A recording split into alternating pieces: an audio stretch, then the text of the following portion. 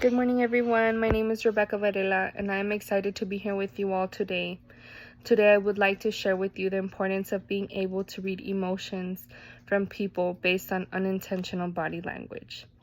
Everything you will have learned today was solemnly provided through meticulous research from various authors and psychologists who specifically study our physical reactions based on our emotional distress.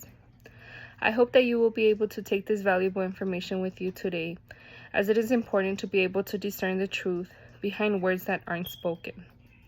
You can use this information to your advantage and discern whether or not a person is being dishonest or not. As I begin, I would like to point out that we have always communicated through body language. Our primitive ancestors were able to effectively communicate with each other universally while showing how they felt, states Gregory Hartley from the Body Language Handbook.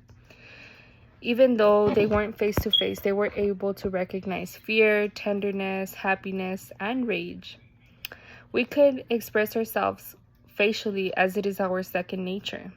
According to the Body Language Handbook, we are unconsciously scanning people as we come up to them.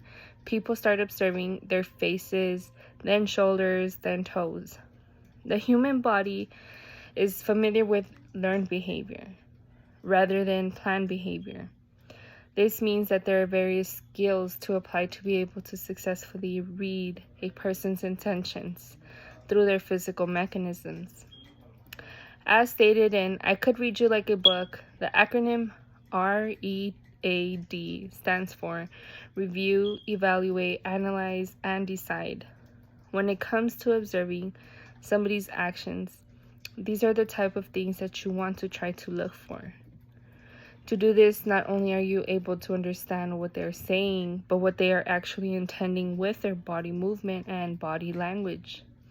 Believe it or not, body language affects our everyday lives in different aspects. Whether we're trying to communicate with a friend, we're talking with a loved one in a job interview, or trying to express ourselves, and even in some cases in court.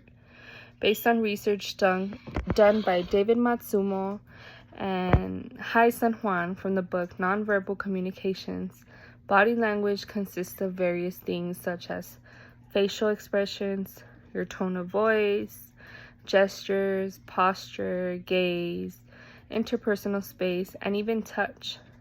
This means that by now we should have an idea of what we should be aware of when talking with someone despite what they are saying or the conversation.